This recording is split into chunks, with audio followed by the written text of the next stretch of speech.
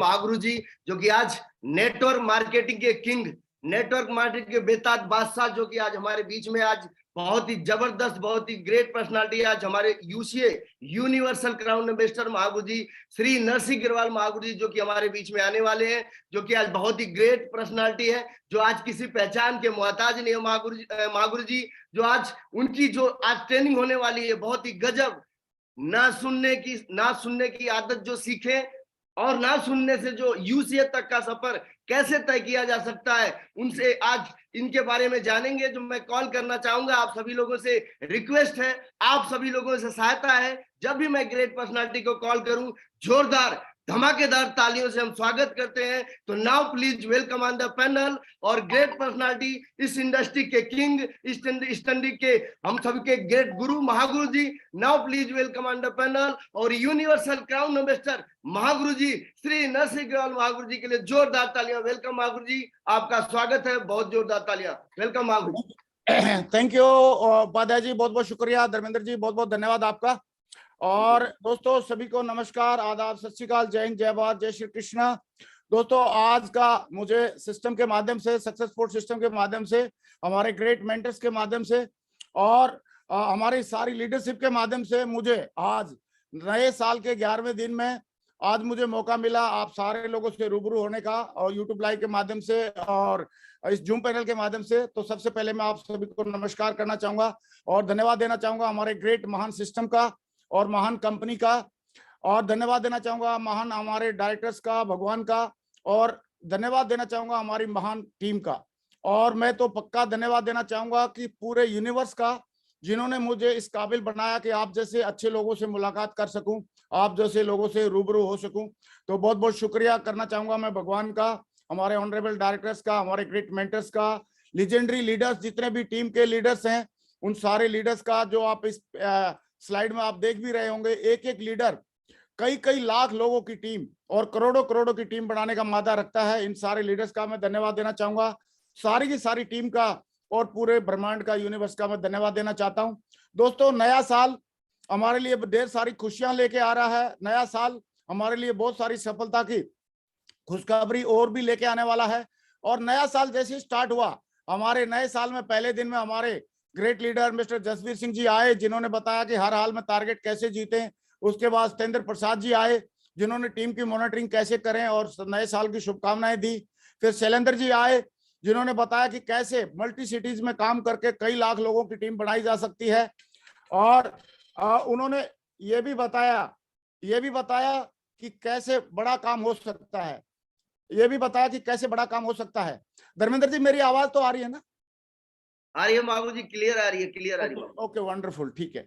तो क्योंकि किसी कॉल आ रही थी, मैं सोचा कंफर्म कर लूं। आप अपना ऑन ही रखना वीडियो, जब भी मैं इंटरेक्शन करूं तो आपने यस नो का जवाब देना है। Yes yes Mahaguru. ओके। और फिर चौथे दिन हमारे साथ में हमारे बहुत ही मतलब विजडम वाले लीडर मिस्टर परशुराम जी आए, जिन्होंने एक एक बात बताई कैसे लॉन्ग टर्म बिजनेस खड़ा करें। और फिर उसके बाद हमारे सभी युवा दिलों की धड़कन और बहुत सारे लोग उनसे सीखते हैं, देवेंद्र शर्मा जी आए, उन्होंने भी कैसे मोटिवेटेड और एक्साइटेड रहें और कैसे बढ़िया दमदार लीडरशिप तैयार करें उसके बारे में बताया। फिर सुनहरी जी आए, जिन्होंने सिस्टम के बारे में, कोर के बारे में बहुत ज्यादा अच्छे से जानकारी दी। फिर विकास यादव जी आए, जिन्होंने नए साल में कुछ नई हैबिट अडॉप्ट करके एक्साइटमेंट रहने की हैबिट, खुश रहने की हैबिट और आगे बढ़ने की हैबिट बताई। फिर उसके बाद हमारे बीच में बहुत ही दमदार leader, crown ambassador leader Ajay Pandit ji आए। अजय पंडित जी ने बहुत ही अच्छे तरीके से, खूबसूरती से बताया कि क्या करना चाहिए, क्या नहीं करना चाहिए। और उसके बाद दोस्तों हमारे बीच में जो लीडर आए, मिस्टर विजयपाल जी, यूनिवर्सल क्राउन एम्बेसडर, जिन्होंने 100% यूजर के बारे में, रिटेल के बारे में बहुत ही दिल से बातें करी और हमारे को बहुत सारी बातों का विजन दिया, हमारे को क्लियरिटी किया कि इससे एक पैसिव इनकम कैसे बहुत बड़ी बिल्डअप की जा सकती है। और उसके बाद एक हमारे ऐसे लीडर जिनसे मैं बहुत ही मोटिवेटेड हूँ, एक्साइटेड हूँ, जब से वो हमारे साथ में आए हैं। हमारे साथ में एक के बाद एक मुकाम हम लोग मिलके कर रहे हैं, एक के बाद एक माइलस्टोन तैयार कर रहे हैं, एक के बाद एक रिकॉर्ड बना रहे हैं। और उनका कोई और नाम नहीं, मिस्टर माधव जी, कैसे शक्तिशाली टीम की नींव कैसे रखी जाए, उनके बारे में कल उन्होंने बहुत खूबसूरती से बताया। तो इन 10 लीडर का मैं बहुत बहुत तहे दिल से शुक्रिया अदा करना चाहूंगा कि साल के पहले 10 दिन हमारे सबसे खूबसूरत दिन बनाए इन्होंने। और मैं चाहता हूं 10 लीडर्स के लिए एक जोरदार तालियां हो जाएं। बहुत बहुत धन्यवाद। और दोस्तों आज मुझे मौका मिला सिस्टम के माध्यम से, तो मैं शुक्रिया अदा करना चाहूंगा अगेन सिस्टम का। और आज मैं अपने बारे में बाद में कुछ बताऊंगा, लास्ट में जरूर कवर करूंगा, लेकिन उससे पहले हम लोग टॉपिक पे आते हैं। और टॉपिक है हमारा कि ना सुनना सीखें, लर्न टू लिसन नो। क्योंकि जिंदगी में अगर आगे बढ़ना है तो हमको ना सुनना सीखना पड़ेगा। ये बात मुझे कब समझ में आई, एक बात मुझे तब समझ में आई जब ये बातें मुझे तब समझ में आई कि जब मुझे पता चला कि इस बिजनेस में बड़ा काम करने के लिए ना सुनना की प्रैक्टिस करनी चाहिए। धर्मेंद्र उपाध्याय जी, आप ये बताओ मेरी आवाज और स्लाइड दोनों चल रही है ना? यस, अभी स्लाइड रुकी हुई है मागुर जी, फर्स्ट स्लाइड पे ही है मागुर जी। अच्छा, फर्स्ट स्लाइड पे है, ओके।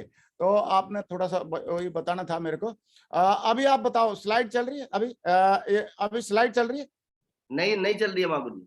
अच्छा, स्लाइड नहीं चल रही, मैं दोबारा शेयर करता हूँ। ओके, यस मागुर शेयरिंग करके मैं दोबारा शेयर कर लेता हूँ, जी, क्योंकि जी। एक टाइगर का फोन आ रहा था तो इसलिए मैं लग रहा कुछ। अभी आप देखो स्लाइड स्लाइड आ गया अभी?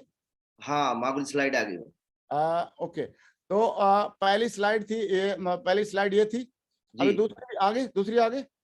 हाँ, दूसरी आ गई मागुर जी। अच्छा, तीसरी आ गई। तो पहले दिन में जसवीर जी आए थे, दूसरे दिन में सत्येंद्र प्रसाद जी आए थे, तीसरे दिन में शैलेंद्र जी, चौथे दिन में परशुराम जी, फिर देवेंद्र शर्मा जी, फिर सुनील लाल जी, विकास यादव जी, अजय पंडित जी और विजयपाल जी और माधव जी। और आज मुझे मौका मिला है, और आज मेरा जो टॉपिक मुझे मिला है हमारे सिस्टम के माध्यम से, वो मिला है कि ना सुनना सीखें, लर्न टू लिसन नो। और ना सुनना हमारे समाज में नॉर्मली ऐसे माना जाता है कि अगर कोई हमको कुछ मना कर दे तो अच्छा नहीं महसूस करते, हम लोग अच्छा फील नहीं करते। लेकिन मुझे इस सिस्टम में आने के बाद पता चला कि ना सुनने की जो पावर है बहुत तगड़ी है। हमारी मंजिल तो हाँ है, हाँ हमारी मंजिल है, लेकिन ना उस तक पहुंचने की राह है। क्योंकि जैसे किसी भी आदमी को अपनी मंजिल पे जाना होता है तो रास्ते में कुछ पड़ाव आते हैं, और पड़ाव क्या है? वो हमारा ना है। और ये ना कितना इंपॉर्टेंट है मुझे पता चला कि जैसे अच्छी जॉब लेने के लिए, अभी स्लाइड आ रही है धर्मेंद्र जी? यस, आगे आ रही है मागुर जी, आ रही। ओके ओके, अगर स्लाइड आगे वगैरह नहीं हो तो मेरे को आप थोड़ा बता देना प्लीज। यस मागुर जी। दोस्तों जैसे अच्छी जॉब लेने के लिए या अच्छा कुछ बड़ी सक्सेस लेने के लिए लोग बोलते हैं कि आईक्यू होना चाहिए, इंटेलिजेंट क्वेश्चन होना चाहिए। तो अच्छी जॉब लेने के लिए जैसे आईक्यू जरूरी है, ऐसे ही अच्छे रिलेशन बनाने के लिए ईक्यू जरूरी है, इमोशनल क्वेश्चन जरूरी है। और अगर रेसलिंग करनी है या बॉडी से कोई काम करना है, मसल बनाने, तो उसमें बॉडी क्वेश्चन होना जरूरी है, बॉडी मजबूत रहनी जरूरी है। सही है, रेसलिंग जैसे उसमें। ऐसे ही बड़ी लीडरशिप तैयार करनी है तो हमारे उसमें स्पिरिचुअल क्वेश्चन होनी जरूरी है, क्योंकि स्पिरिचुअली आदमी थोड़ा अपलिफ्ट रहेगा, ग्रो करेगा, तो उसको लीडरशिप में अच्छी आ सकती है। लेकिन सेल्स में और डायरेक्ट सेलिंग में अगर आदमी को सक्सेस लेनी है तो नो क्यू होना बहुत जरूरी है। नो क्वेश्चन मतलब ना को सुनने की पावर होनी चाहिए, पावर टू लिसन नो। तो ये बात मुझे इस सिस्टम में आने के बाद पता चला, पहले मैं भी नहीं समझता था। और जब मैं आया तो मुझे सबसे पहले इस बिजनेस में जैसे आया तो मैंने पहले 5 लोगों को प्लान दिखाई थी और 5 ने मुझे नो बोला। और जैसे उन्होंने ना बोला तो एकदम मैं हैंग हो गया था, और मैंने अपलाइन को, अपनी हेल्पलाइन को या अपलाइन को फोन लगाया कि सर 5 लोगों ने ना बोल दिया। तो उन्होंने बोला ग्रेवाल जी कोई बात नहीं, ना तो लोग बोलते ही हैं। लेकिन मैं तो सोचा था कि ना नहीं बोलना चाहिए, लोगों को हाँ बोलना चाहिए। लेकिन अपलाइन ने धीरे धीरे मेरे सारे डाउट क्लियर किए, और ना सुनने के बाद हालत कैसे हुई आप देखो। बहुत सारे लोगों के, हमारे लोगों के साथ में होती है हालत, वही हालत मेरी भी हुई। कि जैसे एक बंदा, किसी को, एक डॉक्टर था, वेटरनरी डॉक्टर, और वो गया किसी को भैंस का इलाज करने के लिए। और भैंस का जो इलाज कर रहा था तो उसको पता चला कि उसके पेट में दवाई पहुंचाना जरूरी है, इंजेक्शन लग नहीं सकता। तो उसने एक पाइप लिया, पाइप लेके भैंस के मुंह से डाल के पेट तक पाइप को पहुंचाया, और उसमें कुछ कैप्सूल पीस के पाइप को डाला, पाइप में डाले, और डाल के उसको एक फूंक मारनी थी। तो मुंह लगा के जैसे ही फूंक मारने के लिए मुंह लगाया उसने, भैंस ने फूंक मार दी और सारी दवाई डॉक्टर के अंदर चली गई। तो अभी आप बताओ, इलाज होना था भैंस का, लेकिन अभी डॉक्टर का उल्टा इलाज हो रहा है। और बच्चा देना था भैंस ने, और लेकिन अभी डॉक्टर को बच्चा देने का दिल कर रहा है। तो कुल मिला के जैसे भैंस ने फूंक मार दी डॉक्टर को, ऐसे ही हमारे नए नए प्रोस्पेक्ट ना बोल के या कुछ नेगेटिव बातें करके हमारे हमारे अंदर फूंक मार देते हैं। और जब फूंक मार देते हैं तो आदमी की हालत खस्ता हो जाती है। तो ना सुनने के बाद बड़ा चैलेंज आते हैं, लेकिन ना सुनना बहुत जरूरी है। जितने भी बेसिक डिफरेंस क्या है कामयाब लोगों में और बगैर कामयाब लोगों में? कामयाब लोग ज्यादा ना सुनते हैं, और जो नए होते हैं अगर वो लोग भी अगर ना सुनना शुरू कर दें तो उनको भी कामयाबी मिल सकती है या मिल जाती है। इसका मैं आपको एग्जांपल बताना चाहूंगा कि जितने भी क्राउन एंड एबो लीडर आपने देखे, और भी बहुत सारे लीडर्स हैं, लेकिन जिनका 10 लीडर आपने देखे या आपने सारे लोग जो आए हैं आज तक पहले 10 दिन में, जितने भी क्राउन है या क्राउन एंड एबो लीडर हैं या डायमंड हैं, डायमंड एंड एबो लीडर हैं, जितने भी लीजेंडरी लीडर हैं, सब ना सुनने की वजह से इस मुकाम पे हैं। अगर वो एक ना सुन के भाग जाते, एक ना सुन के बैठ जाते, तो आज इस मुकाम पर नहीं होते। क्या मैं सही बोल रहा हूँ धर्मेंद्र उपाध्याय जी? सही है कि नहीं? यस महागुरु जी। अगर वो ना नहीं सुनते तो आज इस मुकाम पर नहीं होते, आज इतने उनकी फैन फॉलोअर नहीं होती, आज उनके साथ में इतने सारे लीडरशिप नहीं होती, आज उनके इतने सारे अचीवमेंट नहीं होते। तो इसका मतलब क्या है? ना सुनना अच्छा है या बहुत अच्छा है? ना सुनना धर्मेंद्र उपाध्याय जी, ना सुनना अच्छा है या बहुत अच्छा है? बहुत अच्छा है महागुरु जी। तो ना सुनना मुझे सिस्टम में आने के बाद पता चला ये बहुत अच्छा है। और ना सुनने का मतलब यहाँ पे हम लोग मैं थोड़ा और क्लियर करना चाहूंगा। ना सुनने का मतलब लर्न टू लिसन नो का मतलब है रिजेक्शन फेस करना। जो इंसान अपनी जिंदगी में जितने ज्यादा रिजेक्शन फेस करता है, जितने रिजेक्शन को पार करता है, जितने रिजेक्शन आने के बावजूद भी लगा रहता है, वही आदमी बड़ा मुकाम हासिल करता है। क्योंकि आप देखिए, हाँ हमारी मंजिल है लेकिन ना उस तक पहुंचने की राह है। रास्ते में जो पड़ाव आते हैं वो ना ही आती है। अगर उस ना के पड़ाव को पार कर लेते हैं हम तो बाद में फिर हमको हाँ मिलेगी। ना सुनने से पहले हम शुरुआत में जब ना सुनते थे, मैं भी प्लान दिखाने के लिए जाता था, ना सुनते थे तो उस टाइम पे बड़ा गुस्सा आता था, लेकिन आजकल हंसी आती है, गुस्सा नहीं आता। वो क्यों नहीं आता? क्योंकि सिस्टम में हर प्रकार के एग्जाम्पल हैं, कहानियां हैं, और उन कहानियों के माध्यम से हमको पता लग जाता है कि ना सुनना हमारी प्रोग्रेस की निशानी है। ज्यादा ना सुनना बड़ी प्रोग्रेस की निशानी है, और थोक के भाव में ना सुनना थोक के भाव की निशानी है। लेकिन अभी ना सुनने में पहले गुस्सा आता था, लेकिन अभी क्यों नहीं आता है? उसके पीछे छोटा सा कारण है। मैंने एक स्टोरी सुनी सिस्टम में आने के बाद कि 2 पीएचडी के स्टूडेंट थे, एक लड़का एक लड़की, दोनों एक ही जगह पे एक ही कैंपस में वहां पे कर रहे थे अपनी स्टडी को परस्यू कर रहे थे, और उनकी आपस में अच्छे विचार भी मिलते थे, एक दूसरे की थीसिस लिखने में मदद करते थे, एक दूसरे की हेल्प करते थे, और एक दूसरे के साथ में बैठना रहना उनको अच्छा लगता था। और आप सोच सकते हैं पीएचडी के स्टूडेंट थे तो उनकी उम्र भी 25-26 साल की रही होगी। तो 25-26 साल की उम्र थी और दोनों एक दूसरे को पसंद भी करते थे। तो उसी टाइम पे लड़की के घर से एक लेटर आया कि बेटा आपकी 25-26 साल की उम्र हो गई है और पढ़ाई तो चलती रहेगी, जिंदगी भर का प्रोसेस है ये तो, लेकिन हम आपके हाथ पीले करना चाहते हैं, अगर आपकी कुछ खास चॉइस है तो बताओ, अदरवाइज हम अपने हिसाब से देख लेंगे। तो लड़की ने लेटर पढ़ा और लेटर पढ़ के मन ही मन में मुस्कुरा के, और उसने सामने जो उसका साथी था उसको लेटर थमा दिया और उसको बोली कि आप ये लेटर को पढ़ो, घर से आया है। तो उसने भी लेटर पढ़ा और पढ़ने के बाद वो समझ गया, पीएचडी का स्टूडेंट था, उसने पढ़ने के बाद समझ गया कि ये शादी का प्रस्ताव है। तो बोलने लगा कि अगर शादी के फायदे ज्यादा होंगे तो शादी करेंगे, अगर फायदे नहीं होंगे तो फिर शादी नहीं करेंगे। तो उसने लड़की ने बोला ठीक है, शादी का वैसे तो एक फायदा था, आप मेरे सामने हैं, 6 फुट के लंबे चौड़े स्मार्ट खड़े हैं, तो आप शादी का ही प्रोडक्ट हैं। अगर आपके पेरेंट्स की शादी नहीं होती तो आप कहाँ से होते? नहीं होते आप। लेकिन फिर भी आप, आपकी मर्जी है, आप अपनी रिसर्च जो भी करना चाहते हैं आप इसके बारे में कर लीजिए। तो उसने, टाइगर ने, पीएचडी का स्टूडेंट तो था ही, उसने 2 मोटे मोटे रजिस्टर लिए और उसमें एक में रजिस्टर में लिखने लगा कि शादी के फायदे क्या क्या है, और एक दूसरे में लिखने लगा शादी के नुकसान क्या क्या है, और सबके पास जा जाके पूछने लगा शादी के फायदे क्या है, नुकसान क्या है, फायदे क्या है, नुकसान क्या है। तो कोई आदमी बताता था शादी के ये फायदे हैं, वंशवेल चलती है, शादी से बच्चों का माहौल आ जाता है, परिवार में बच्चे आ जाते हैं, खुशियां आ जाती हैं, मानव जाति आगे बढ़ती है, बहुत सारे फायदे लोगों ने बताए। किसी ने, एक आधा दो थोड़ा नेगेटिव बंदा था, वो बोलता था शादी के बाद फायदे तो बहुत ज्यादा हैं लेकिन नुकसान भी एक आधा छोटा मोटा। तो उसने पूछा क्या? बोला लिपस्टिक वगैरह खर्चा बढ़ जाता है। तो ऐसे करके उन्होंने देखा, लेकिन लास्ट में उसने 4 साल तक रिसर्च करता रहा। रिसर्च करने के बाद पता चला कि शादी का फायदे वाला रजिस्टर तो बिल्कुल भर गया है, बहुत ज्यादा। और जो दूसरा, जो शादी के नुकसान वाले नाम मात्र का 1-2 पॉइंट ऐसे लिख रखे थे, तो उसको पता चला कि हाँ शादी के फायदे ज्यादा है, नुकसान कम है, और नुकसान नाम मात्र के है ही नहीं बिल्कुल, और मुझे शादी करनी चाहिए। तो 4 साल के बाद उसने सोचा कि अभी मुझे जाना चाहिए तो उसके लड़की का घर तो जानता था, वो लड़के के घर पे गया, फोन वगैरह उस टाइम पे नहीं थे, उसके घर पे गया और जाके उसने डोर बेल बजाई। बाई चांस लड़की घर पे थी, उन्होंने दरवाजा खोला और उसका तो दरवाजा खोलते ही उसने बोला भाई नमस्कार, मैं आ गया, पहचान लिया? बोला हाँ बिल्कुल पहचाना आपको। तो बोला मैंने 4 साल से रिसर्च कर रहा था और शादी के फायदे ज्यादा है नुकसान ज्यादा, तो मुझे पता चला फायदे ज्यादा है, तो मैं शादी करने के लिए तैयार हूँ, आप बताओ कैसी है क्या है। तो लड़की ने बोला कि आइए आप अंदर आइए बैठिए। जैसे अंदर आने के लिए बोला, लेकिन उस लड़की के हाथ में 1-1.5 साल का बच्चा था। तो उस बच्चे को देख के उसके दिमाग में एक सवाल आया, बोला कोई बात नहीं मैं बैठूंगा, लेकिन आप ये बताओ ये बच्चा किसका है। तो उस लड़की ने क्या जवाब दिया जानना चाहेंगे? Yes ma'am. तो लड़की ने बोला ठीक है, इस बच्चे से मैं इंट्रोडक्शन कराती हूँ। तो बच्ची ने अपने छोटा बच्चा था उसकी ठोडी के नीचे हाथ लगाया और उसको बोला बोला बबलू बेटे बोलो मामा जी को नमस्ते। तो आप देखो वो बंदा पापा बन सकता था लेकिन मामा बन गया, सही है, क्योंकि उसने सही टाइम पे डिसीजन नहीं लिया।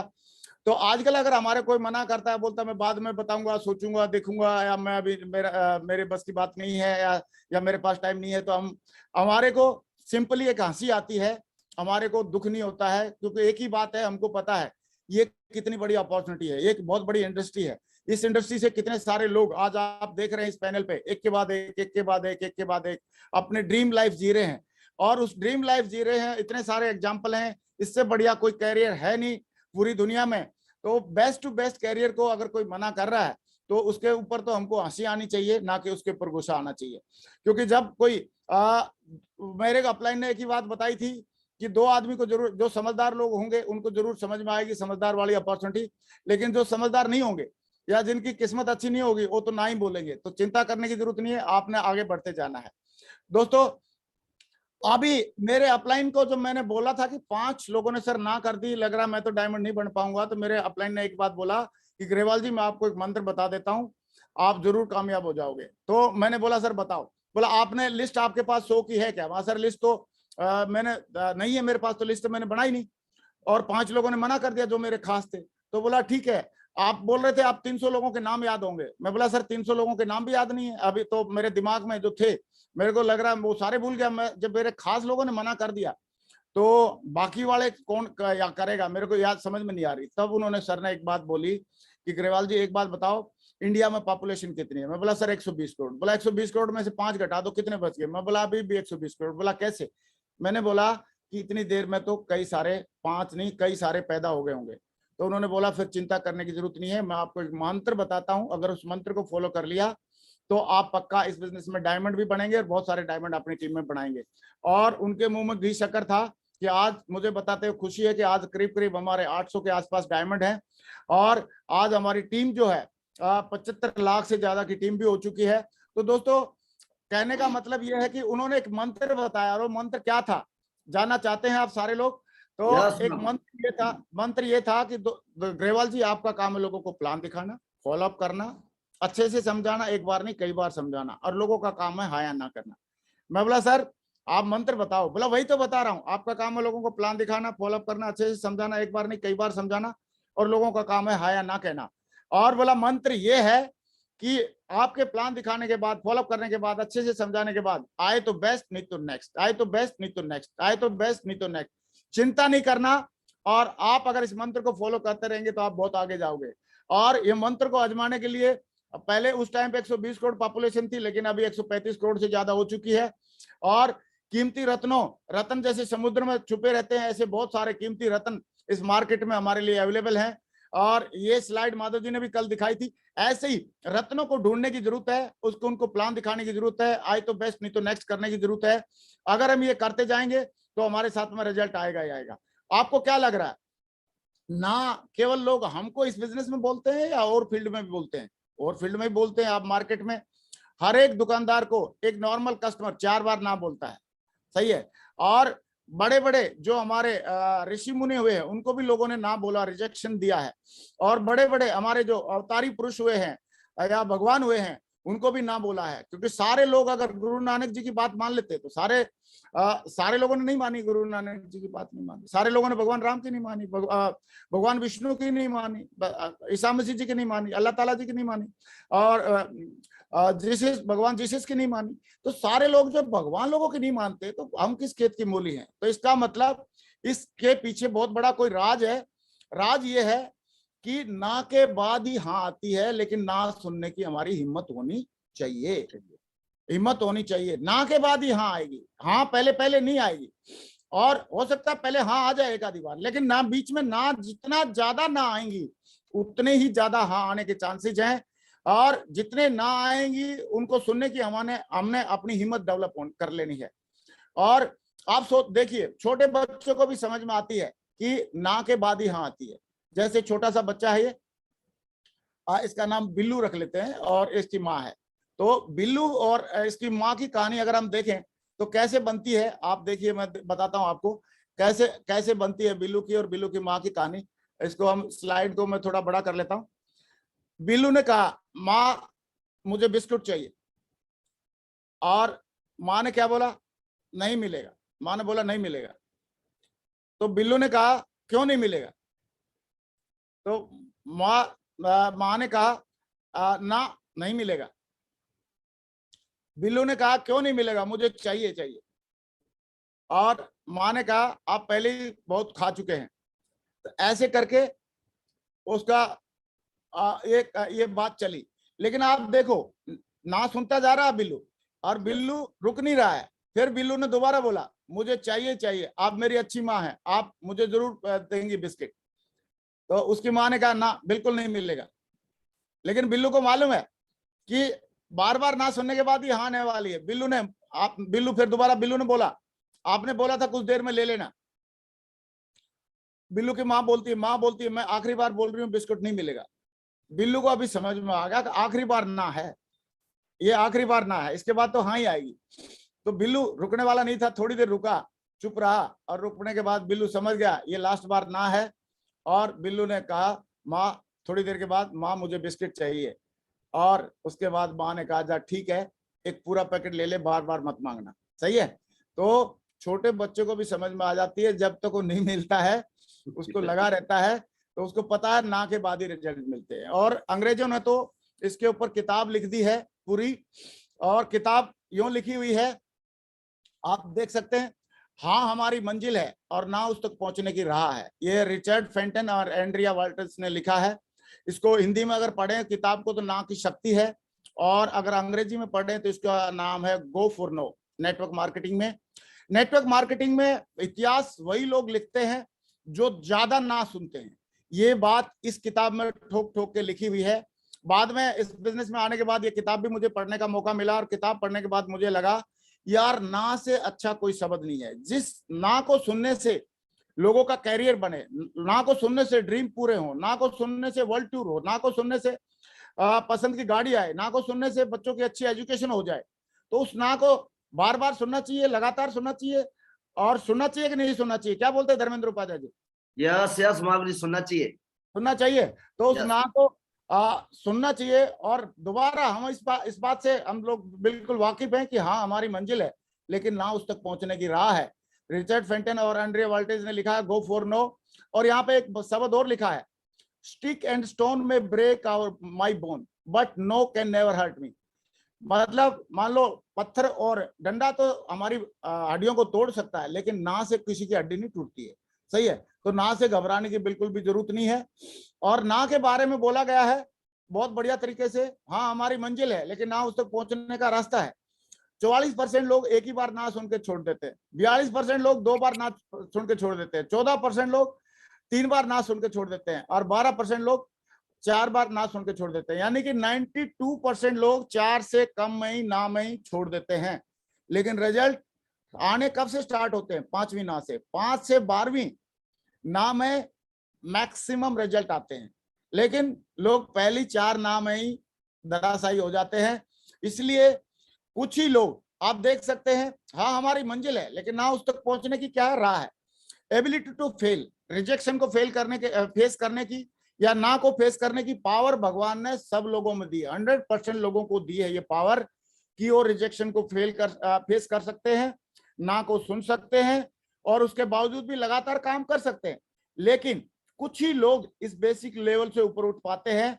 और विलिंगनेस टू फेल रीचिंग, 20% लोग ऐसे होते हैं जो 4 ना मुश्किल से सुन पाते हैं, अदरवाइज 4 ना में ही वो लोग धराशायी हो जाते हैं। और बहुत ही 5% ऐसे लोग होते हैं जो 4 नाव को पार कर पाते हैं, और 5% लोग ही अपनी इंडस्ट्री में राज करते हैं। किसी भी फील्ड में वो लोग राज करते हैं। वो फेल्यूर को, उनको फेल्यूर एक मतलब पसंद की चीज हो जाती है, पसंदीदा चीज हो जाती है। और जो ज्यादा बड़ी और ज्यादा जल्दी जल्दी ना सुनते हैं, आप सोचो ज्यादा जल्दी ना किसके पास ज्यादा बड़ी, ज्यादा संख्या में और ज्यादा जल्दी ना किसके पास में आएंगी? जिसकी ज्यादा प्लान होंगी। कम प्लान होंगी कम आएंगी, ज्यादा होंगी ज्यादा आएंगी। तो इफ फेलिंग इज गुड, अगर फेल होना अच्छा है, या ना सुनना अच्छा है, या रिजेक्शन फेस करना अच्छा है, then failing bigger and faster is better. अगर ना सुनना अच्छा है और फेल होना अच्छा है, तो ना सुनना हमारे को ज्यादा जल्दी सुनना चाहिए। The level is reached by only a handful of people who understand easy yeses bring little success. अगर कम यस सुने, कम ना सुनेंगे तो कम सक्सेस आएगी, ज्यादा ना सुनेंगे तो ज्यादा आएगी। और इसलिए 5वां लेवल है कि फेलिंग एक्सपोनेंशियली। ज्यादा ना सुने, थोक के भाव में ना सुने। This is a function of leadership. हम ज्यादा से ज्यादा लोगों को फंक्शन में प्रमोट करते हैं, तो बहुत सारे लोग ना बोलते हैं, ना करते हैं, तो उसमें ज्यादा, जब फंक्शन होता है तो ज्यादा रिजल्ट आते हैं। और हम लोग वेन्यू पे प्लान कंडक्ट करते हैं, तो हम एक्सपोनेंशियल बहुत ज्यादा से ज्यादा ग्रुप में फेल्यूर और रिजेक्शन फेस करते हैं। जैसे 200-500 गेस्ट आ गए, तो उनमें से मान लो 500 में से 400 ने ना बोला, तो लेकिन 100 ने हाँ बोल दिया, तो हमने 400-500 ना सुनने के लिए हम तैयार हो गए, तो 100 हाँ आ गई। ऐसे करके जब ज्यादा ना सुनते हैं तो हमारे ज्यादा रिजल्ट आते हैं, ज्यादा रिजेक्शन फेस करते हैं तो ज्यादा रिजल्ट आते हैं। तो इसका मतलब रिजेक्शन और ना हमारे बिजनेस की जान है, जान। और उस जान को हमेशा गले लगाना चाहिए, हमेशा उसको, उससे खुश होना चाहिए, नाराज होने की जरूरत नहीं होनी चाहिए।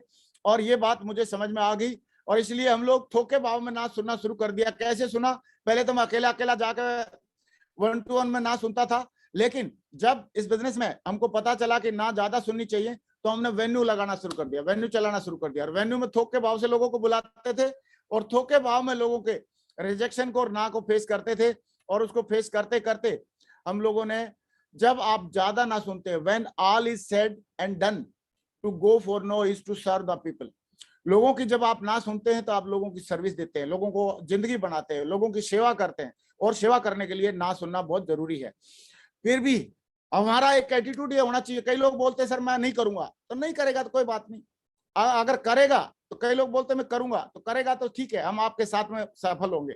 With you we will achieve our dream together. हम लोग मिलके, अगर कोई बोलता है करूंगा, तो हम आप मिलके हम अपने सपने पूरे करेंगे। लेकिन अगर कोई बोलता नहीं मैं नहीं करूंगा, या अभी मेरे बस की बात नहीं है, तो उसके बाद हमारे दिमाग में एक शब्द आना चाहिए, विदाउट यू, कि आप नहीं करोगे तो भी मैं कामयाब होके दिखाऊंगा। जब मैंने प्लान दिखाने शुरू किए थे, फॉलोअप करने शुरू किए थे, तो कई सारे लोग बोलते थे हम तो नहीं करेंगे। तो उस टाइम पे मैंने एक ही बात बोली थी, अगर आप करेंगे तो आपके साथ में हम कामयाब होंगे, और अगर नहीं करेंगे, कोई बोलता था नहीं करेंगे, तो हम बोलते थे आपको, आप नहीं करेंगे तो भी मैं तो कामयाब होऊंगा, विद यू और विदाउट यू। अगर कई बंदे आते हैं हमारी टीम में, और कई बोलते हैं बोला हम नहीं करेंगे, तो आपके साथ, अगर आप करेंगे तो हम आपके साथ में कामयाब होंगे, अगर आप नहीं करेंगे तो आपके विदाउट यू भी हम कामयाब होंगे। ये हमारा आए तो बेस्ट, नहीं तो नेक्स्ट। आप देखो, जैसे वो पीएचडी वाली लड़की ने वेट नहीं किया, उसको प्लान दिखाया, उसने बताया कि आप ऐसे ऐसे प्रपोजल है, तो उसने बोला नहीं मैं, अब मेरे पास टाइम नहीं है, मैं रिसर्च करूंगा, ये करूंगा। सही है, तो उसने विद यू और विदाउट यू दोनों में से ऑप्शन, मतलब हमारी दोनों ऑप्शन हमारे हाथ में रहती है। अगर कोई आता है तो विद यू, हम उनके साथ कामयाब होंगे, नहीं आता तो विदाउट यू, उनके साथ भी, उनके बगैर साथ में भी कामयाब हमने होना है। और ये बात दोस्तों, मुझे इस बिजनेस में ज्यादा प्लान दिखाने वाली बात मेरे को कैसे समझ में आई, मैं थोड़ा सा बताता हूँ। एक वाकया प्रैक्टिकल, जब मेरी 3 की टीम थी टोटल, और आगरा में मैं काम करना शुरू किया था, उस टाइम में हमारे ग्रेट महागुरु जी मिस्टर संजय जैन सर आए थे आगरा में, ग्रैंड होटल में रुके। तो उन्होंने किसी के थ्रू मेरे पास मैसेज भेजा कि आपको हमारे ग्रेट महागुरु जी जैन साहब बुला रहे। क्योंकि मेरे पास उस टाइम मोबाइल भी नहीं था, तो मेरे को किसी थर्ड पर्सन के माध्यम से, जिसके पास मोबाइल था, उसको माध्यम से मैसेज मिला। तो मैं अपनी यूनिट से आया वहां पे ग्रैंड होटल में आगरा में, और मैं आके सर से मिला। सर ने पूछा कैसे आए, मैं बोला सर साइकिल से। सर ने पूछा आपके पास मोबाइल नहीं है, मैं बोला नहीं है सर। बोला बाइक है, बाइक भी नहीं है सर, मोबाइल नहीं है, बाइक भी नहीं है। तो सर ने पूछा कितनी ड्यूटी रहती है, मैं बोला सर 24 घंटे की ड्यूटी रहती है। और सर ने पूछा कि आप मेरा क्या फायदा लेना चाहेंगे। तो मैंने बोला कि सर मेरे को तो मालूम नहीं क्या फायदा ले सकता हूँ मैं। बोला यार ग्रेवाल जी मैं आया हूँ तो आप कुछ चाहो तो कुछ लोगों को मिलवा सकते हो। तो मेरे को तो ये भी नहीं मालूम था क्या फायदा लेना चाहिए, मैंने तो जो भी सीखा यहाँ सिस्टम में आके सीखा। तो उन्होंने बोला आप चाहे तो कुछ लोगों को मिलवा सकते हैं। मैं सर कितने को मिलवा सकता हूँ? तो उन्होंने रूम की तरफ इशारा करके बोला रूम आप देख लो जिसमें जितने ला के मिलवा सकते हो मिलवा दो। तो मैंने रूम का देखा हिसाब किताब, मैं बोला यार 15-20 लोग आ जाएंगे। तो मैं 17 लोगों को लाके वहां पे उसमें रूम में ला के बैठा दिया और 2 हम लोग थे, मैं और जैन साहब, तो 19 लोग हो गए। तो 19 में जब आ गए तो सर ने सोचा कि अभी इनको यहाँ से लैपटॉप से या तो प्लान दिखा नहीं सकते, तो उन्होंने सर ने प्रोजेक्टर निकाला अपना और प्रोजेक्टर से उनको प्लान दिखाया।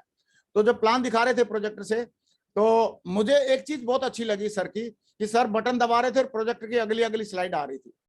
तो सर ने मेरे को लास्ट में पूछा कि ग्रेवाल जी कैसा लगा? वहां सर बहुत बढ़िया लगा। बोला क्या बढ़िया लगा आपको? मैं बोला आप जब प्रोजेक्टर से स्लाइड दबा रहे थे ना, आगे पीछे कर रहे थे, जैसे मैं अभी ऐसे करता हूँ आगे पीछे ऐसे, ये स्लाइड आ गई फिर ये आ गई। तो मैं बोला सर आपकी जो स्लाइड आगे पीछे करना मेरे को बहुत अच्छा लगा। और मन ही मन में मैंने ठान लिया कि और कुछ हो या ना हो इस बिजनेस में, लेकिन ऐसे आने वाले टाइम में भगवान ने मौका दिया तो स्लाइड आगे पीछे जरूर किया करूंगा। सही है। तो मैंने तो ये सोच लिया। बाद में वो प्लान देख के 17 के 17 लोग चले गए। सर ने बोला किसी ने फॉर्म फिलअप किया? मैंने बोला सर फॉर्म तो किसी ने फिलअप नहीं किया। बोला ठीक है कोई बात नहीं ग्रेवाल जी। मेरे कंधे पे हाथ रखा, सर ने सांत्वना देने के तौर पे सर ने बोला कि ग्रेवाल जी चिंता करने की जरूरत नहीं है, आपको जो रिजल्ट है सारे फॉलोअप में आ जाएंगे। तो मैं तो बोला आदमी, मैंने बोला सर ठीक है अगर सिस्टम ऐसे बोल रहा है कि फॉलोअप में आएंगे रिजल्ट, तो फॉलोअप में निकाल लेंगे। और ये देखिए सर तो बोल के चले गए, लेकिन बाद में उन 17 लोगों में से 16 लोगों के मैंने डीडी निकाले और 16 लोगों को मैंने प्रोडक्ट सेल किया और 16 लोगों के रिजल्ट मैंने निकाले। लेकिन तुरंत नहीं निकले, अगले सप्ताह में ही 16 के 16 नहीं दिया, किसी ने 1 हफ्ते में दिया, किसी ने 2 हफ्ते में, किसी ने 4 हफ्ते में। लास्ट में 16वां जो बंदा था उसने तो 9 महीने के बाद डीडी किया। ऐसे करके 17 में से 16 लोगों ने डीडी दे दिया, यानी कि मेरे साथ में आ गए थे उस टाइम पे। तो और एक बंदा जो बचा था वो भी उसने रिक्वेस्ट करी कि बोला सर आप मेरे को आप छोड़ सकते हैं क्या? तो मैंने बोला क्यों नहीं छोड़ सकते यार, अगर आपकी इच्छा नहीं है तो कोई बात नहीं। मैंने उस बंदे को छोड़ा जानबूझ के। मैं बोला ठीक है आपको लग रहा है कि आपको नहीं इसमें प्रोडक्ट नहीं लेना चाहिए, तो मैंने उसको छोड़ा। तो 16 लोगों को मैं क्यों ज्वाइन करा पाया? क्योंकि मैं 17 की ना सुनने के लिए तैयार था। 17 लोगों को लेके आया, उनके रिजेक्शन को फेस किया मैंने। अगर मैं 17 लोगों के रिजेक्शन को फेस नहीं करता तो 16 मुझे ज्वाइनिंग नहीं मिलती, 16 लोग मेरे साथ में नहीं आते, मेरे चेक नहीं आते, मेरे को कॉन्फिडेंस नहीं आता, मेरे ऊपर अपलाइन का भी निगाह नहीं जाती, और मैं एक नॉर्मल तरीके से, मतलब मैं ऐसे ही नॉर्मल रह जाता। तो इसका मतलब अगर आप ज्यादा फेल होने के लिए तैयार हो जाते हैं, ज्यादा रिजेक्शन फेस होने के लिए तैयार हो जाते हैं, ज्यादा प्लान दिखाते हैं, ज्यादा वेन्यू के माध्यम से प्लान दिखाते हैं, ज्यादा आप 1-to-1 में भी प्लान दिखाते हैं, तो ज्यादा अगर आप फेलियर के लिए तैयार हैं तो ज्यादा सक्सेस के लिए तैयार अपने आप हो जाओगे आप। और हमेशा एक चीज का ध्यान रखना, दिमाग में एक बात आपकी बैक ऑफ द माइंड में चलती रहनी चाहिए कि भाई आप काम करेंगे आपके साथ में बिल्कुल सक्सेस होंगे। और अगर कोई बोलता नहीं करेंगे आपके साथ में, तो बोला विदाउट यू भी हम सक्सेस होकर दिखाएंगे, क्योंकि सक्सेस होने का डिसीजन हमारा है। और दोस्तों ये जो है एक रूल है, ना बोलना। ना क्यों बोलते हैं लोग? ऐसे नहीं, इसलिए नहीं बोलते कि हमको नाराज करना चाहते, इसलिए भी नहीं बोलते कि वो हमसे हमारे अच्छे दोस्त नहीं है, इसलिए भी नहीं बोलते कि उनको हमारी टांग खींचनी है। ना ना ना ना, ये तो रूल है। जैसे लॉ ऑफ ग्रेविटी है, गुरुत्वाकर्षण का एक नियम है, ऐसे नेटवर्क मार्केटिंग का और सेल्स का भी नियम है। लोग ना बोलेंगे ही बोलेंगे। और हाँ हमारी मंजिल है, हाँ तक पहुंचने के लिए ना उसका पड़ाव है, रास्ता है, क्योंकि हाँ पे जाएगा तभी ना। सही है। जैसे लॉ ऑफ अट्रैक्शन या लॉ ऑफ ग्रेविटी अपने काम करते हैं। लॉ ऑफ ग्रेविटी क्या बोलती है कि भाई ऊपर से अगर कोई चीज गिरेगी तो सेब नीचे ही गिरेगा, जमीन पे ही गिरेगा। इंग्लैंड में भी नीचे गिरेगा, लंदन में भी नीचे गिरेगा, दिल्ली में भी नीचे गिरेगा, बॉम्बे में भी नीचे गिरेगा। ये लॉ है। ऐसे ही लोग मना करेंगे ही करेंगे, क्योंकि ये लॉ है, और लॉ हमेशा काम करता है। आपको मालूम हो तो भी काम करेगा, नहीं मालूम हो तो भी काम करेगा। और लॉ जब काम करता है तो आप देखिए लॉ कैसे कैसे क्या क्या लॉ है, ये हमारे को इस सिस्टम में आने के बाद ही पता चला। और पहला लॉ है SW5 rule, some will come, कुछ लोग आएंगे, और सम विल नॉट कम, कुछ लोग नहीं आएंगे। सो व्हाट, उससे कोई फर्क नहीं पड़ता। Someone is waiting for you, और सो स्टार्ट वर्किंग। इसलिए हमने SW5 रूल ये बोलता है कि कुछ आएंगे कुछ नहीं आएंगे, सो व्हाट, उससे कोई फर्क नहीं पड़ता। Someone is waiting for you, so start working. लगातार आप प्लान दिखाते रहिए, वेन्यू पे जाते रहिए, ट्रेनिंग में जाते रहिए, फंक्शन में जाते रहिए, अपलाइन से बात करते रहिए। SW5 रूल बोलता है सम विल कम। आप रूल को चेंज नहीं कर सकते, आप लॉ ऑफ ग्रेविटी को चेंज नहीं कर सकते। कि बोला साहब ऊपर से 10वीं मंजिल से छलांग लगाएगा तो मैं तो ऊपर जाऊंगा, ना मुन्ना ना, नीचे ही आएगा। सही है, तो लॉ ऑफ ग्रेविटी काम करेगा, ऐसे ही लॉ ऑफ ये SW5 रूल भी काम करेगा। नेटवर्क मार्केटिंग का ये और सेल्स का ये लॉ है, रूल है। रूल तो हमेशा काम करेंगे, प्रिंसिपल है, सिद्धांत है। ऐसे ही 80-20 का रूल है कि भाई किसी काम के बारे में आप लोगों को समझाओगे तो 100 लोगों को समझाओगे तो 20 लोगों को समझ में आएगी, 80 को नहीं समझ में आएगी। ऐसे आप ट्रेन में भी डब्बे देखो, 20% एसी के डब्बे रहते हैं, 80% जनरल के रहते हैं। सही है, नॉर्मल वाले रहते हैं, स्लीपर रहती है। तो कहीं पे भी, और सेल्स का तो रेशियो और भी थोड़ा है, आगे है कि अगर आप 10 लोगों को अगर कोई चीज के लिए बोलोगे तो 6 लोग सुनेंगे, 4 लोग उसको समझेंगे और उसमें से एक आदमी उसको सेल में लेगा। तो ये लॉ है, रूल है, इनको कोई बदल नहीं सकता। हम सोचते हैं कि यार हम किसी से बात कर रहे थे, सारे लोग यस यस बोलना शुरू करते हैं, ना मुन्ना ना। और अगर ऐसा ये रूल टूटेंगे तो कयामत आ जाएगी। कयामत कैसे आएगी आप देखिए, अगर मान लो सारे लोग हाँ बोलने लग जाए, किसी भी चीज के लिए हाँ बोलने लग जाए। मान लो हमारी सेफ शॉप में हम प्रोडक्ट सेल करते हैं और हम लोगों का एक बहुत बढ़िया मतलब टीम बनाते हैं। सही है, एक ऑर्गेनाइजेशन बनाते हैं। अगर सारे लोग यस बोलने लग जाए, जैसे आज एक बंदे के साथ में 2 लोग को उन्होंने बताया, दोनों ने यस बोल दिया, तो और अगले दिन 2 लोगों ने 2-2 को बताया, तो अगले दिन उनके साथ में 4 हो जाएंगे। तो एक दिन में और 2 दिन में, दूसरे दिन 4 हो जाएंगे। 4 लोग 2-2 को बताएंगे तो ऐसे अगले दिन 8 हो जाएंगे। अगर अगले दिन वो भी 2-2 को बताएं, सारे लोग यस बोलेंगे तो 16 हो जाएंगे। चौथे दिन में 16 से 32 हो जाएंगे। ऐसे 31वें दिन तक 214 करोड़ हो जाएगा ये फिगर जो है। तो 214 करोड़ अगर फिगर हो जाएगा तो इंडिया की पॉपुलेशन तो 135 करोड़ ही है। तो 31 दिन में से तो मामला गड़बड़ हो जाएगा। 5वें दिन में आप देखो 64 हो जाएगा, 6ठे दिन में 128, 7वें दिन में 256, 8वें दिन में 512, 9वें दिन में 1024 और 10वें दिन में 2048, ऐसे करके 11वें दिन में 4096, 12वें दिन में 8182, ऐसे कर 8192, ऐसे करके आपका जो 14वें दिन, 15वें दिन, 16वें दिन, 17वें दिन, आप देखिए 21वें दिन तक ठीक है। और आपका जब 22वां दिन आएगा तो 41 लाख से ज्यादा हो रहा है, फिर 83 लाख हो रहा है, फिर 1 करोड़ से ज्यादा हो रहा है, फिर 3 करोड़ से ज्यादा हो रहा है। सही है, फिर 6 करोड़ से ज्यादा हो रहा है। और आप देखिए आपका 29वां दिन आते आते 53 करोड़ से ज्यादा हो रहा है। 30वें दिन में 107 करोड़ हो रहा है और 31वें दिन 214 करोड़ हो रहा है। तो आप देखिए 31 दिन में अगर सारे लोग हाँ बोलने लग जाएं तो 31 दिन में तो मामला क्लोज हो जाएगा। फिर किसको आप प्रोडक्ट सेल करोगे, किसको बताओगे? सही है, तो इसका मतलब हाँ हमारी मंजिल है, लेकिन ना उस तक पहुंचने की राह है। ना लोग बोलते हैं, इसलिए हमारे बिजनेस सदियों सदियों तक चलता रहता है और सारी सेल्स चलती रहती है।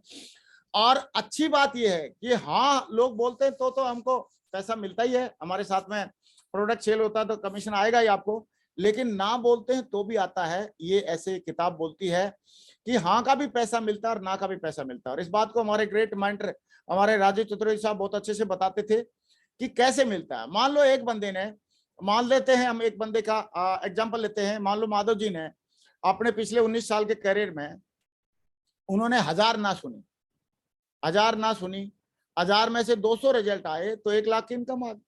तो उस टाइम पे उनको एक ना का अगर पैसा काउंट करें तो हर ना और हाँ के बदले में 1000 रुपए मिले, 1000 रुपए मिले। और आज अगर उन्होंने आज इस बिजनेस से आज अगर मान लो उन्होंने 30 करोड़ कमाए तो एक ना उनको कितने रुपए की पड़ रही है? सही है, एक ना कितने रुपए की पड़ रही है आप कैलकुलेट कर सकते हैं। तो आपकी ना के भी पैसे मिल रहे हैं आपको यहाँ पे, हाँ के तो मिल ही रहे हैं, लेकिन आपके ना के भी, एक नॉर्मल डॉक्टर की फीस रहती है 1000 रुपए।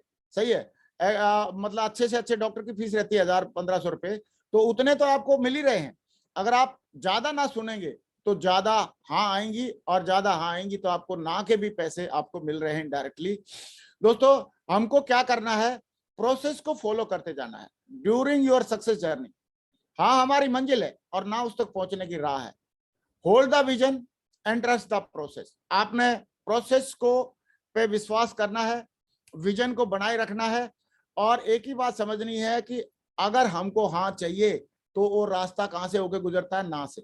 यानी कि रिजेक्शन से होते हुए, ना से होते हुए हम हाँ तक पहुंच सकते हैं और बड़ी बड़ी सक्सेस हम यहां से ले सकते हैं। ना कोई बुरी चीज नहीं है, ना कोई बेकार चीज नहीं है, ना कोई बुरा मानने वाली चीज नहीं है, ना या एक रिजेक्शन, ये एक प्रोसेस का हिस्सा है। और प्रोसेस को, हिस्से को, जैसे एक्सरसाइज करता है तो पेन होता है, तो पेन प्रोसेस का हिस्सा है। आपको बॉडी बिल्डिंग करनी है, आपको मसल बनाने हैं, तो आपको पेन को तो सहन करना ही पड़ेगा। ऐसे ही आपको अगर इस बिजनेस में बड़ी सक्सेस लेनी है, हाँ लेनी है, बहुत सारी हाँ लेनी है, थोक के भाव में हाँ लेनी है, तो थोक के भाव में ना सुनना पड़ेगा। और थोक के भाव में ना सुनने का सबसे बढ़िया तरीका है कि आप वेन्यू पे ज्यादा से ज्यादा लोगों की वेन्यू भरो अभियान करिए, ज्यादा से ज्यादा लोगों को इनवाइट करिए, ज्यादा से ज्यादा रिजेक्शन या ना सुनने के लिए तैयार रहिए, और आपको थोक के भाव में यस भी आने लग जाएंगे। महानता छोड़ने में नहीं है बल्कि पकड़ने में है। कई सारे लोग बोलते हैं साहब मैंने तो बिजनेस छोड़ दिया। अरे छोड़ के तूने कौन सा पार्ट तोड़ दिया? छोड़ना कोई महानता नहीं है, पकड़ के रखना महानता है। अगर हम किसी भी बिजनेस को, किसी भी कंसेप्ट को पकड़ के रखते हैं, लगातार ना सुनते रहते हैं, लगातार हम काम करते रहते हैं, लगातार सिस्टम को फॉलो करते हैं, लगातार, क्योंकि इसमें लोगों की ना ईगो हर्ट होती है। लेकिन ईगो हर्ट, ऐसे तो आदमी एक्सरसाइज करेगा, मसल पेन हो रहा तो ईगो हर्ट होनी चाहिए, नहीं होती उसकी, क्योंकि उसको मालूम है मसल बनानी है, बॉडी बनानी है। तो ऐसे ही हमारे को ना सुन के भी ईगो हर्ट नहीं होनी चाहिए, और हमको लगातार ना सुनने के लिए तैयार रहना चाहिए। और एक चीज और मैं जरूर बताना चाहूंगा कि highest destiny in the life to serve rather than rule. आप लोगों को ऑर्डर नहीं दे सकते कि आप ये प्रोडक्ट लेना ही लेना है, ज्वाइन कर लो, सही है ना? आपका सेवा भाव होना है, बाकी जिंदगी बदल सकती है, इससे आप ये कर सकते हैं, फायदा ले सकते हैं। आपका काम है लोगों को सेवा भाव देना, सेवा देना, उनके ऊपर हुक्म चलाना नहीं। लेकिन आपने बता दिया, उसके बाद आपने समझा दिया, अच्छे से बता दिया, समझा दिया, बार बार समझा दिया, उसके बाद आए तो बेस्ट, नहीं तो नेक्स्ट, सही है। उसके बाद विद यू, पहले अगर आप करता है तो बोला विद यू और विदाउट यू, मैंने तो कामयाब होना ही होना है। ये प्रिंसिपल हम लोग अपने दिमाग में बैठा ले, और हमेशा एक्साइटेड रहे, एक्साइटेड रहे, ना सुन के भी एक्साइटेड रहे, हाँ सुन के भी एक्साइटेड रहे। क्यों ना सुन के एक्साइटेड रहना, हाँ सुन के क्यों एक्साइटेड रहना? क्योंकि इंसान और कद्दू में एक ही अंतर है कि कद्दू कभी एक्साइटेड नहीं हो सकता और इंसान एक्साइटेड हो सकता है, सही है। और जो एक्साइटेड रहता है वो इंसान कहलाता है, और जो एक्साइटेड नहीं होता है वो तो कद्दू के बराबर ही है। तो एक्साइटेड रहना है हमेशा, ना सुन के भी एक्साइटेड रहे कि यस अभी मुझे एक आदमी को और प्लान दिखाने का मौका है, इसका एक बार और फॉलोअप करने का मुझे मौका है, एक बंदे को और मुझे बुलाने का मौका है। एक्साइटेड रहे, ना सुन के भी और हाँ सुन के भी एक्साइटेड रहें, और खुश रहें, क्योंकि आपको ना का भी पैसा मिल रहा है। ये बात आपको एक स्लाइड में हम लोग डिस्कस कर चुके हैं। और लोगों का ना एक्साइटमेंट का लेवल अलग अलग रहता है, level and timing of excitement. कई लोग केवल 3 मिनट के लिए एक्साइटेड रहते हैं, 3 मिनट के लिए एक्साइटेड रहते हैं, उनका कुछ नहीं होता। कई लोग 3 घंटे के लिए एक्साइटेड हो जाते हैं, मीटिंग में आएंगे 3 घंटे के लिए एक्साइटेड हो जाएंगे, बोलेंगे सर हाँ गुरुजी करेंगे, मरेंगे, वंदे मातरम, जो भी है। कोई लोग 3 दिन के लिए एक्साइटेड होते हैं, चौथे दिन फोन करो, फोन ही नहीं उठ रहा भाई साहब का। कई लोग 3 सप्ताह के लिए एक्साइटेड होते हैं, 1-2 ज्वाइनिंग निकाल देते हैं, फिर सो जाते हैं। कई लोग 3 महीने के लिए एक्साइटेड होते हैं, वो भी थोड़ा बहुत पैसा कमा लेते हैं, थोड़ा बहुत टीम बना लेते हैं। और कई लोग 3 साल के लिए एक्साइटेड हो जाते हैं। और भाई साहब जो 3 साल के लिए एक्साइटेड हो जाते हैं वो डायमंड बनते हैं। जो कई लोग 3 साल के लिए एक्साइटेड हो जाते हैं वो लोग डायमंड बनते हैं, वो अपने ड्रीम कार चलाते हैं, वो अपने ड्रीम हाउस बनाते हैं, और वो अपनी ड्रीम डेस्टिनेशन की यात्रा करके आते हैं। और कुछ लोग 30 साल के लिए एक्साइटेड हो जाते हैं। और भाई साहब जो 30 साल के लिए एक्साइटेड हो जाते हैं नेटवर्क मार्केटिंग में या सेल्स में, वो आने वाले टाइम में अपने प्राइवेट जेट भी चलाएंगे, सही है, और BMW चलाते हैं, वो बड़ी बड़ी गाड़ियां चलाते हैं, बड़ी बड़ी सफलता लेते हैं। तो कितने लोग बोलते हैं कि सर हमें 30 साल के लिए एक्साइटेड रहना है। और धर्मेंद्र उपाध्याय जी क्या बोलता है, कितने साल के लिए एक्साइटेड रहना चाहिए आदमी को? धर्मेंद्र जी कितने साल के लिए? आप अनम्यूट हो गए, अरे आपको तो गेस्ट थे। हाँ जी, कितने 30 साल के लिए महागुरु जी, 30 साल के लिए रहना चाहिए। यस यस महागुरु जी। कितने लोग पैनल पे तैयार हैं? बोला सर 30 साल के लिए एक्साइटेड रहेंगे, बिल्कुल लट काट के 30 साल के लिए एक्साइटेड रहने का ठेका ले ले हम लोग। और 30 साल के लिए एक्साइटेड रहेंगे तो आपके साथ आपका जीवन कैसे बदल सकता है उसको मैं थोड़ी आपको झलक दिखलाना चाहूंगा। दोस्तों मैं कोई बहुत हाई फाई बैकग्राउंड से नहीं था।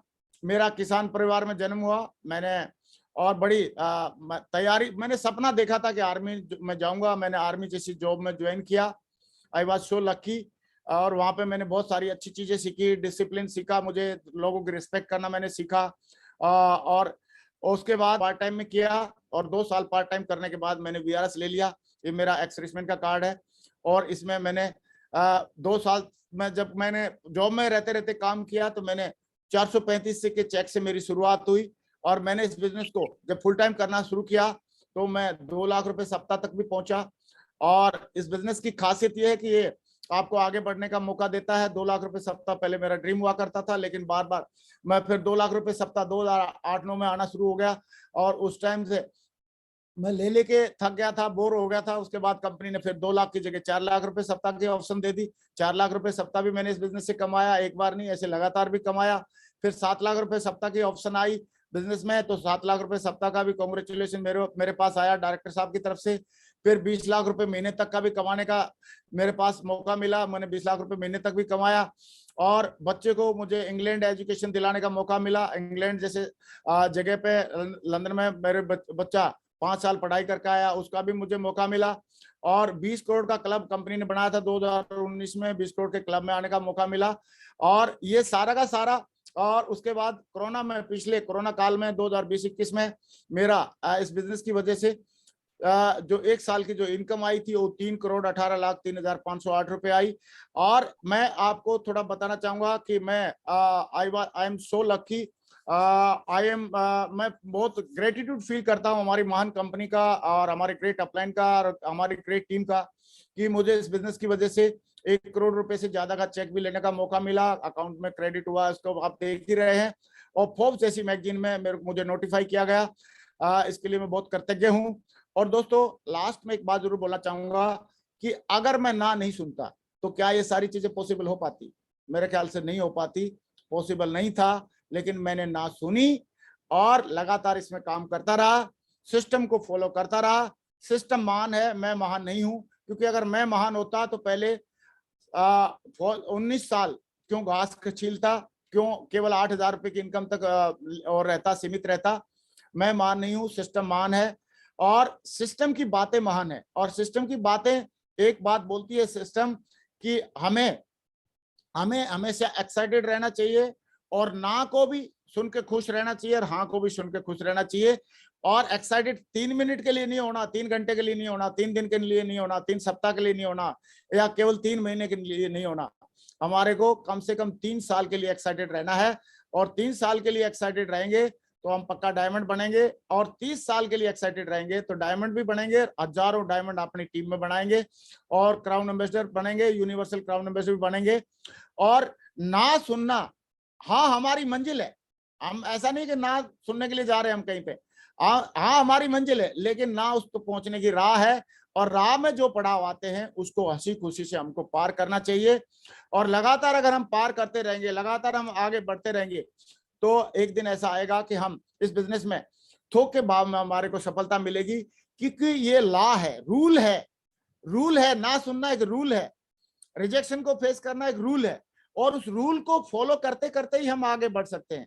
हम रूल को नहीं तोड़ सकते। सही है। आप जैसे जाएंगे, आप ट्रेन में यात्रा करना है तो एक रूल है, आपको ट्रेन की टिकट लेनी पड़ेगी, आपको फिर निश्चित सीट पे जाके बैठना पड़ेगा, फिर वहां पे टीटी आएगा तो चेक कराना पड़ेगा।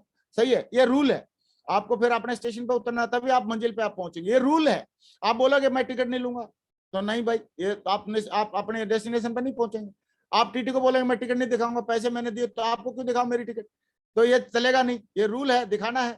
ऐसे ही अगर आपको फ्लाइट में यात्रा करनी है तो ये रूल है, रूल है कि आपको अपनी टिकट करानी है। आपने एयरपोर्ट में एंट्री होते समय अपना आईडी प्रूफ चेक कराना है, फिर आपको चेक इन करते समय आईडी प्रूफ और अपनी टिकट देना है, फिर अपना लगेज वहां पे डिपॉजिट कराना है, फिर आपको सिक्योरिटी चेक करते हुए जाना है। सिक्योरिटी चेक करने के बाद फिर आप बोर्डिंग के प्रोसेस को फॉलो करना है।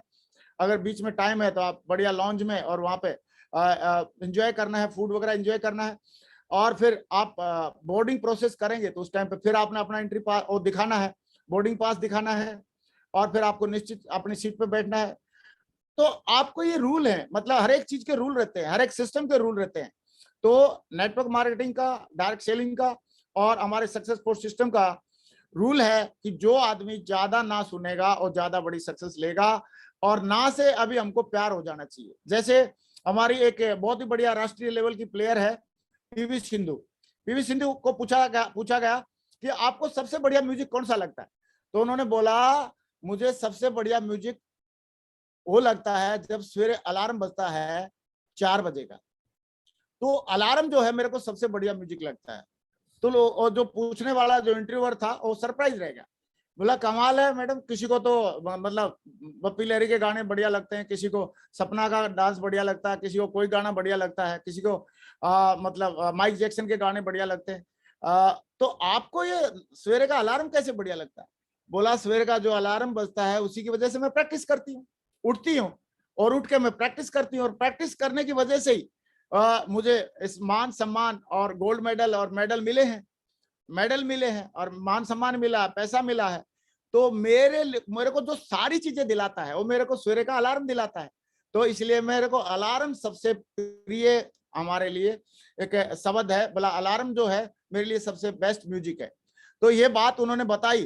तो वैसे ही हमारे लिए नो भी एक प्रिय म्यूजिक हो जाना चाहिए, क्योंकि नो के बाद तो यस मिलने वाली है। हमने बिल्लू की कहानी सुनी, बिल्लू को पता था, माँ ने बोला आखिरी बार ना बोल रही हूं मैं, सही है, तो आखिरी बार ना बोल रही तो उसके बाद क्या आएगा? हाँ ही आएगा। तो दोस्तों ना से या रिजेक्शन से हमको प्यार हो जाना चाहिए, क्योंकि रिजेक्शन के बाद ही, ना के बाद ही हमको हाँ मिलती है। और जब हाँ मिलती है ना के बाद, तो हमारा ना, हाँ हमारी मंजिल है, तो ना उसका हमारा पहुंचने की राह है, यानी कि रास्ते का पड़ाव है। तो पड़ाव से घबराना नहीं चाहिए, और उसके बाद तो एक ही चीज मिलेगी, हाँ मिलेगी, हाँ मिलेगी, हाँ मिलेगी। नए साल में हम सारे लोग एक कमिटमेंट ले लें कि ना सुनने का भी हम कमिटमेंट वो बनाएंगे, टारगेट बनाएंगे। अगर कोई आदमी डेली कमिटमेंट ले ले कि डेली सर मेरे को ना 10 ना सुननी है, 10 प्लान दिखाए, 10 प्लान दिखाएगा तभी तो ना सुनेगा। 10 प्लान दिखाए, 10 ना सुननी है, 10 ना का कमिटमेंट अगर लेके निकले और ना मिले तो भी खुश हो जाए, और हाँ मिले तो खुश होना ही होना है, कोई बात ही नहीं है, सही है। और 10 ना सुनने का डेली का कमिटमेंट ले ले, या हर वेन्यू पे 500 लोगों को इकट्ठा करके और 500 लोगों का रिजेक्शन फेस करने का कमिटमेंट ले ले।